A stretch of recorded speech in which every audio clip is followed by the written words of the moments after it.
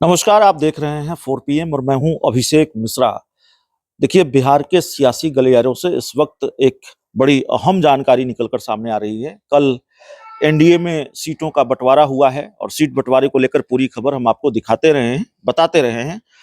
NDA के seat बंटवारे से जो सबसे बड़ी बात निकलकर सामने आई, वो ये निकलकर सामने आया कि पशुपति पारस को भारतीय जनता पार्टी ने एक तरह से एनडीए से आउट ही कर दिया है, या फिर पशुपति पारस के सामने भारतीय जनता पार्टी से अलग होने के सिवाय, एनडीए से अलग होने के सिवाय कोई रास्ता छोड़ा नहीं है। जिस पार्टी के पास 5 सांसद थे, उस पार्टी को एक भी सीट नहीं दी है सीट बंटवारे में भारतीय जनता पार्टी ने। यहां तक कि प्रेस कॉन्फ्रेंस में पशुपति पारस शामिल भी नहीं हुए जहां सीट बंटवारा हो रहा था, और पशुपति पारस का नाम तक नहीं लिया गया उस प्रेस कॉन्फ्रेंस में। अब सवाल यह है कि पशुपति पारस के आगे की राह क्या होगी, क्योंकि सवाल सिर्फ सीटों का नहीं है, सवाल पार्टी का भी है। पार्टी भी संकट में है। अगर सीट नहीं मिली और 2024 के लोकसभा चुनाव में खाता नहीं खुला या चुनाव नहीं लड़े, तो फिर पार्टी का अस्तित्व भी संकट में आ जाएगा, या संकट में आ गया है। अभी मौजूदा परिस्थिति यही है कि पशुपति पारस की पार्टी संकट में है।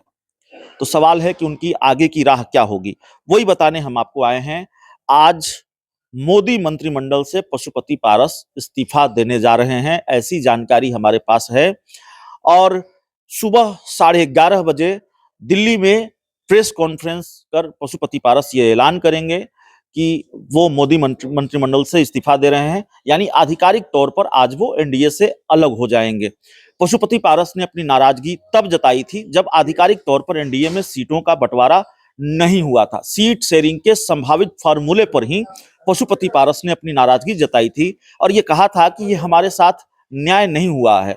और सीट शेयरिंग का तब संभावित फार्मूला सामने आ गया था। यह तय था कि चिराग पासवान को 5 सीटें मिलेंगी, पशुपति पारस के हाथ में एक भी सीट नहीं आ रही है। सब कुछ तय था, बस आधिकारिक ऐलान बाकी था। तो पशुपति पारस ने ये क्लियर कर दिया था कि वो जा रहे हैं दूसरे पाले में। उन्होंने कहा था कि राजनीति में कोई साधु की जमात होता नहीं है और हमारे विकल्प खुले हुए हैं। ये बड़ी बात केंद्रीय मंत्री पशुपति पारस ने कही थी। तो बड़ी जानकारी है, बड़ी खबर है केंद्रीय मंत्री पशुपति पारस को लेकर। आज वो केंद्रीय मंत्रिमंडल से इस्तीफा देने जा रहे हैं। हालांकि इसका कोई बहुत मतलब है नहीं, क्योंकि एनडीए से तकरीबन वो बाहर ही चले गए हैं। भारतीय जनता पार्टी ने सीटें नहीं दी, भाव नहीं दिया, या उनको एनडीए से बाहर जाने के सिवाय कोई दूसरा रास्ता छोड़ा नहीं है। तो 11:30 बजे दिल्ली में पशुपति पारस प्रेस कॉन्फ्रेंस करेंगे, मोदी मंत्रिमंडल से इस्तीफे का ऐलान कर सकते हैं, एनडीए से आधिकारिक तौर पर बाहर चले जाएंगे। और देर रात कल उनकी राजद सुप्रीमो लालू प्रसाद यादव से बातचीत हुई है फोन पर, और लंबी बातचीत हुई है, ऐसी खबर भी है। शाम 4 बजे की फ्लाइट से वो दिल्ली से पटना आ रहे हैं और आज देर शाम उनकी राजद सुप्रीमो लालू प्रसाद यादव से मुलाकात हो सकती है। यह भी एक बड़ी जानकारी निकलकर सामने आ रही है।